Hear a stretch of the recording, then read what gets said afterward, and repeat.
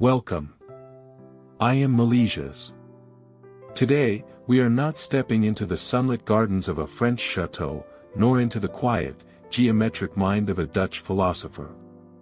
We are stepping into the mist. A thick, cold, Scottish mist that clings to the heather and obscures the mountain paths.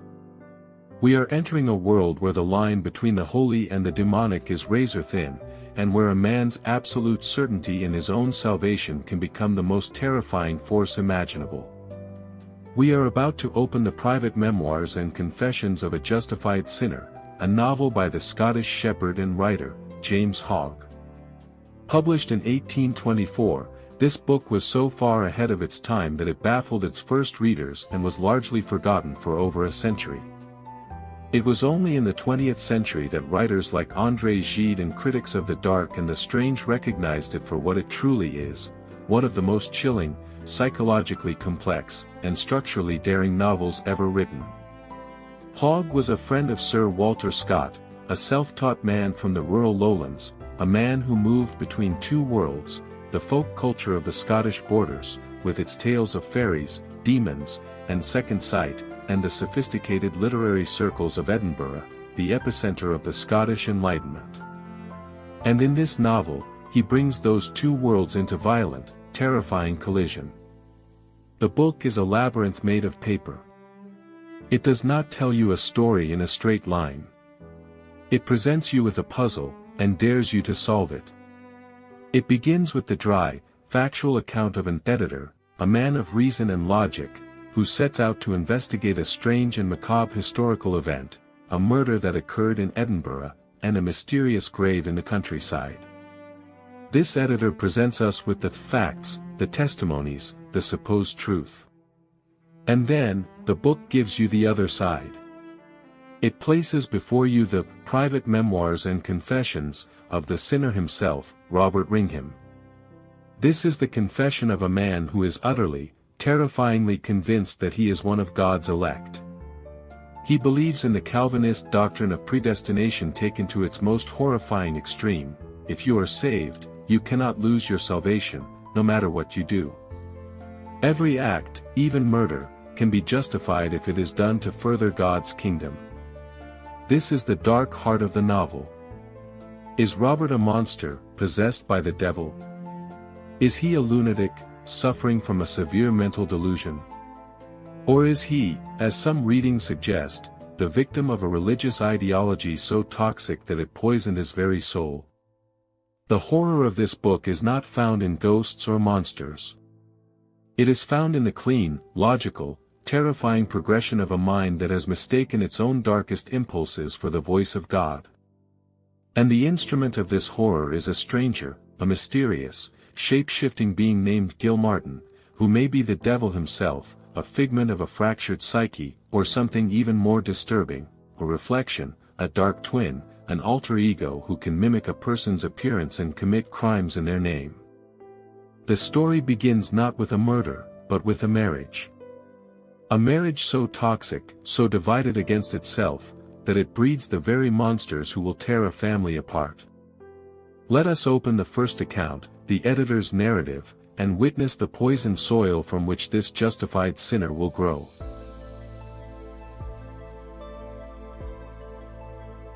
The year was 1687. In the grand and gloomy city of Edinburgh, a wedding took place between two people who could not have been more perfectly mismatched. George Colwan, the Laird of Dalcastle, was a man built for the world. He was large, boisterous, fond of wine, song, and the pleasures of the flesh.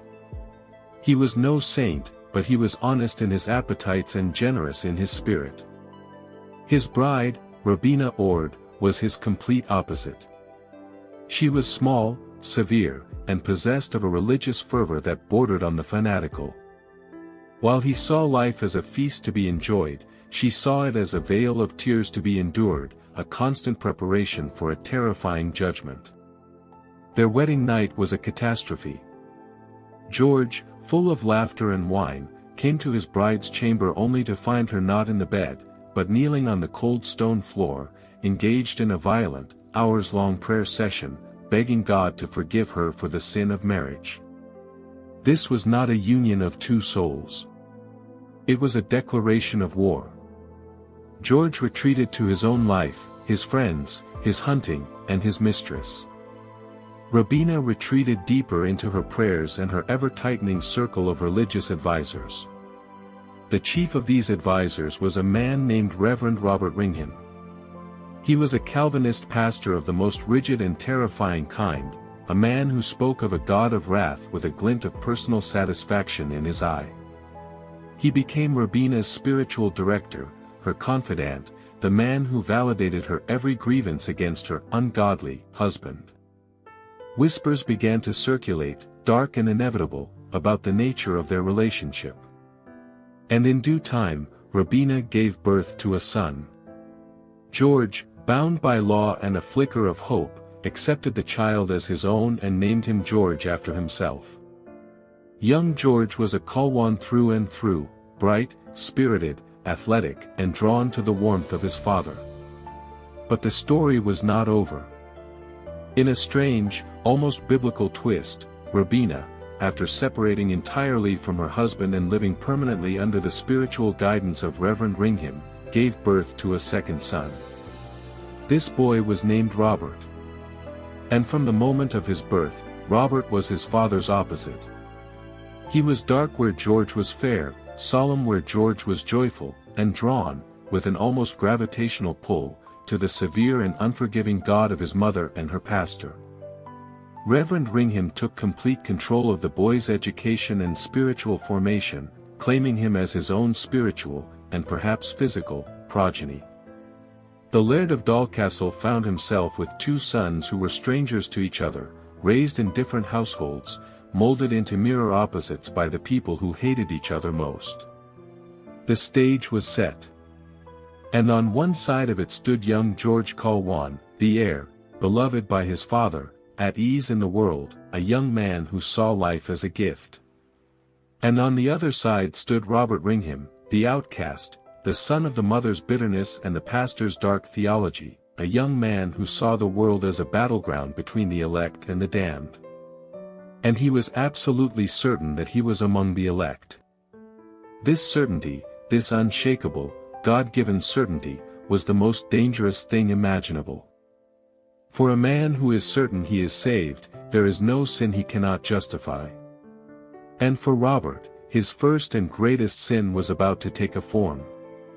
A form that appeared to him one day, on a lonely hill, as if summoned by his own dark prayers.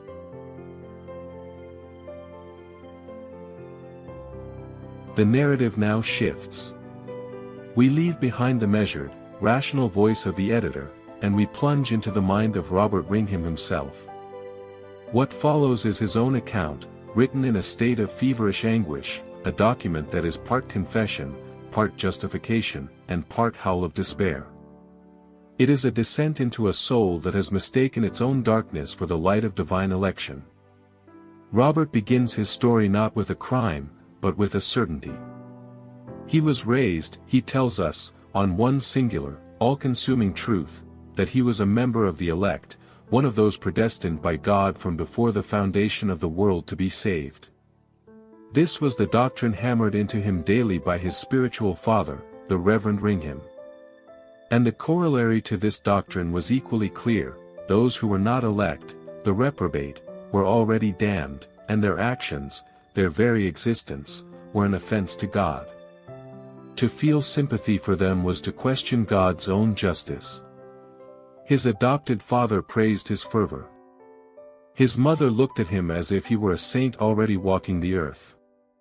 And it was in this state of spiritual pride, this exaltation of the ego disguised as piety, that Robert had his first encounter. He was walking alone on the vast, heather-covered slopes of Arthur's Seat, the great hill that rises like a slumbering giant above Edinburgh. The sky was vast and grey, and the wind was cold. He was, as he tells us, in a state of religious ecstasy, praying, feeling himself to be a chosen vessel of the Lord. And then, he felt a presence beside him.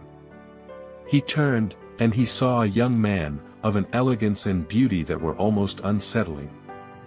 He was dressed in the finest clothes, and his manner was at once courteous and intensely familiar.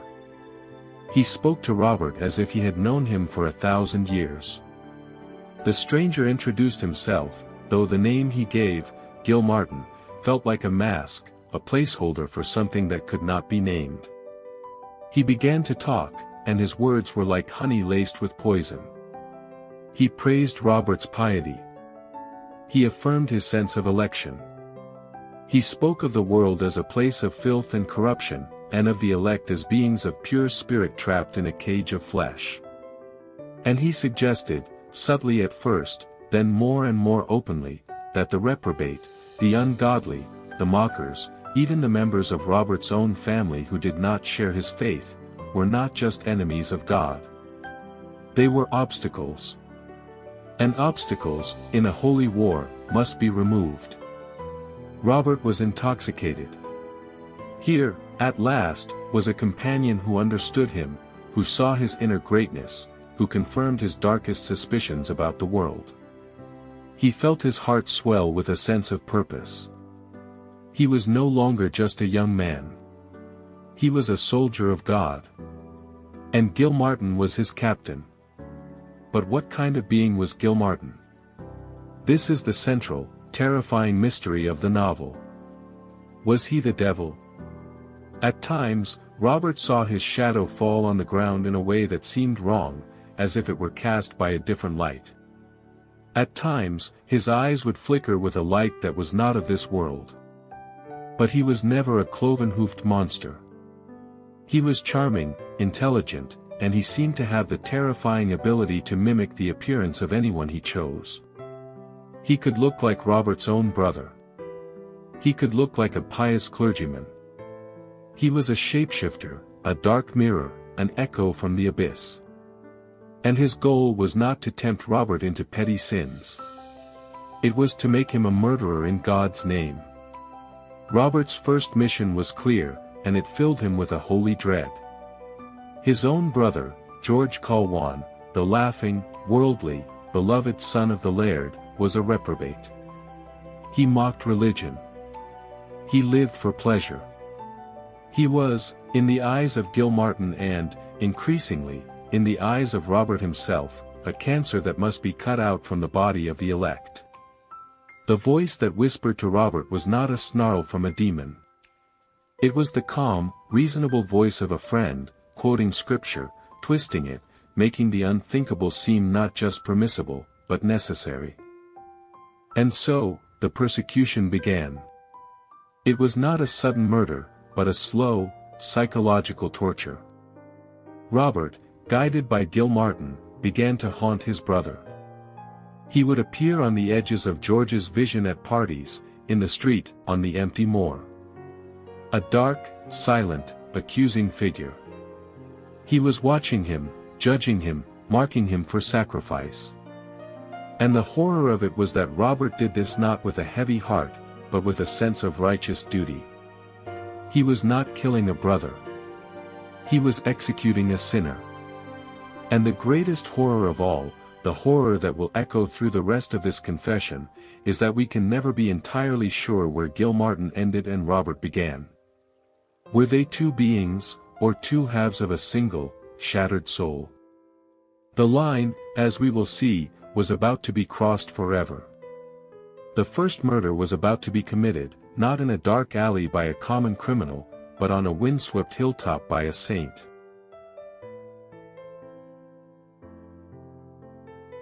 The two narratives, the editor's and the sinner's, now converge on a single, bloody point, the summit of Arthur's Seat. The editor, in his dry, factual tone, presents us with the public account. It was a day of brilliant sunshine, and a crowd had gathered on the Royal Mile to watch a popular spectacle. George Colwan, the golden boy, was there, laughing and jostling with his friends. But wherever he went, a shadow followed. A dark, silent figure, his half-brother Robert, who seemed to materialize out of the air, his eyes fixed on George with a chilling, unblinking intensity. This was not a chance encounter. It was a stalking. George, unnerved, tried to escape the suffocating city and climbed the great, grassy shoulder of Arthur's Seat, seeking the clean wind and the open sky. But Robert followed. And on that vast, empty hill, under the gaze of the indifferent sun, the two brothers finally stood alone. George, exasperated, turned to confront his tormentor. He saw a boy he barely knew, but whose face was twisted with a hatred so pure it felt ancient. He saw a religious fanatic who looked at him not as a brother, but as a vessel of sin to be smashed. Robert's own confession of this moment is chillingly calm. He describes feeling no anger, no passion, only a cold, righteous certainty. He records the look of divine displeasure he believed was on his face. He was not a man about to commit murder. He was a priest about to make a sacrifice. He drew his sword, and with a single, violent thrust, he drove the blade into his brother's body. George, the healthy, joyful, beloved son, fell to the heather. And as he lay dying on the cold earth, Robert stood over him, not with horror, but with a sense of profound, spiritual satisfaction. He had done the work of the Lord. He was a justified sinner. The world, however, is not as blind as a fanatic's conscience. A woman named Arabella Calvert, a fallen woman of the town, had witnessed the murder from a hidden hollow in the hill. She saw the blade flash. She saw the killer flee. And as the great machinery of law, slow but relentless, began to turn, Robert Wringhim had a different account to settle. Not with the magistrate, but with himself. Gil-Martin, who had been his constant companion, his tempter, his cheerleader for murder, now showed his true face. He did not congratulate Robert on a job well done. He began to torment him. He began to mock his guilt, to twist his memories, to appear in the form of his dead brother, to haunt his waking hours and poison his sleep. The partnership between sinner and demon, once so intimate, had become a prison. Robert had given his will over to something he could no longer control. And his descent, from righteous murderer to hunted madman, had only just begun. The devil was no longer just walking beside him. He was climbing inside his skin.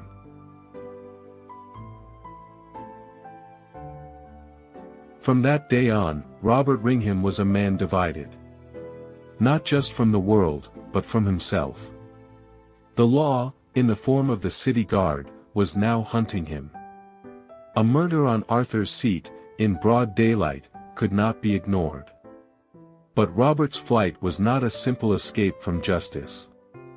It was a descent into a private hell, a labyrinth of the soul from which there was no exit.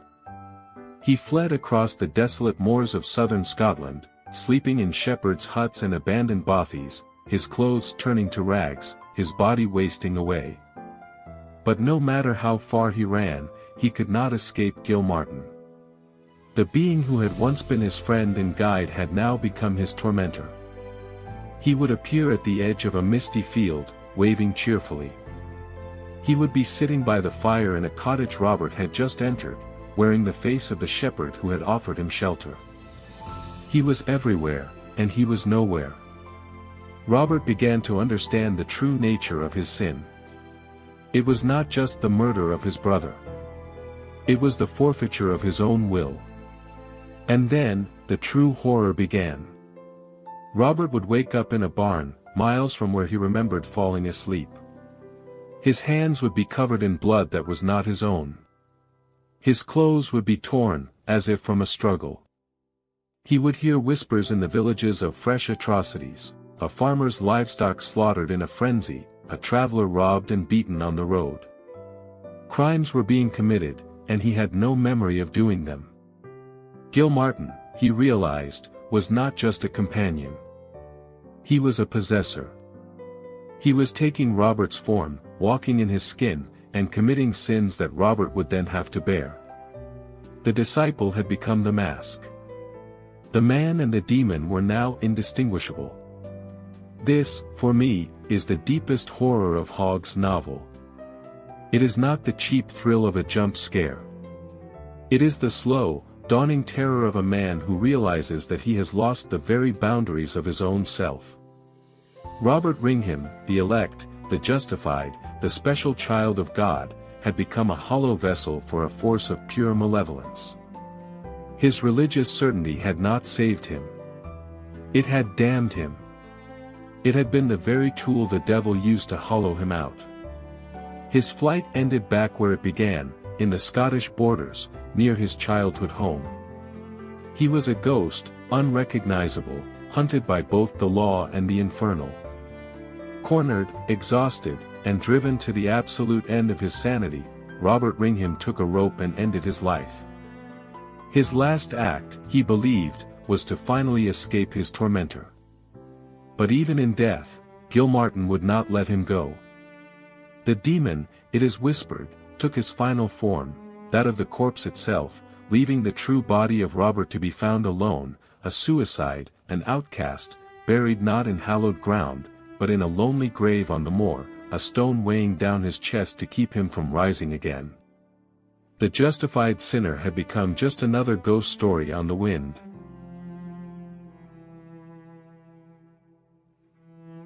The voice of the editor returns, sober and rational, to close the account.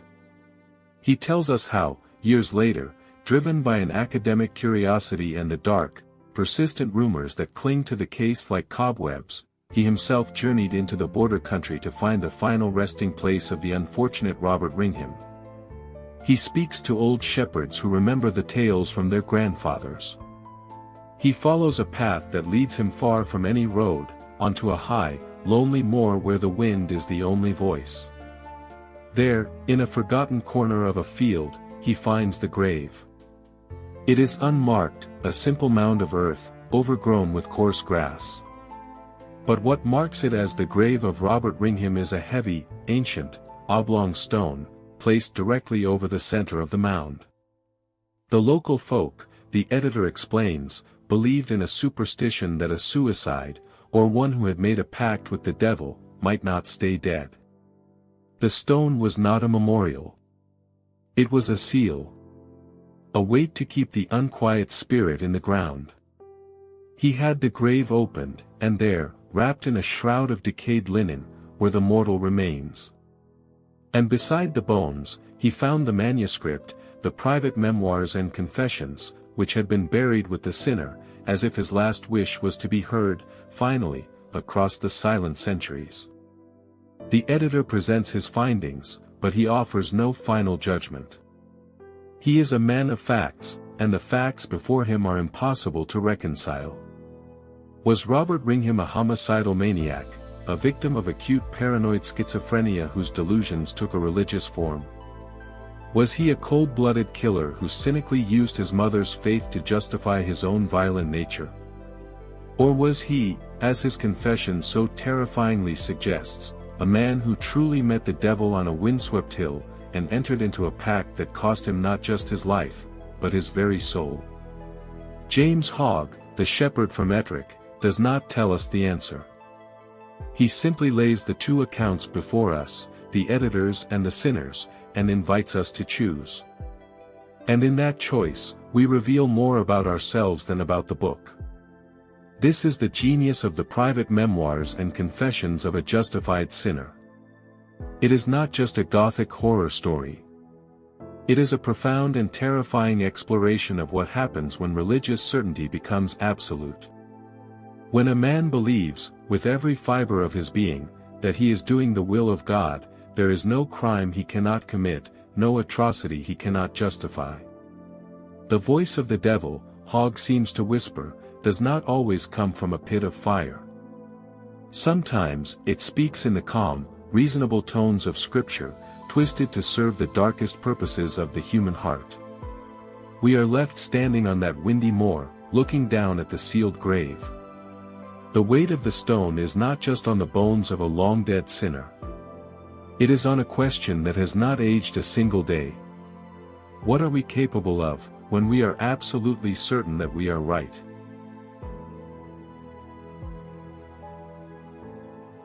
I am Melesias.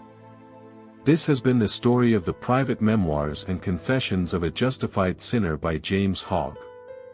Thank you for listening. If this dark journey through the soul has moved you, I invite you to carry its warning with you.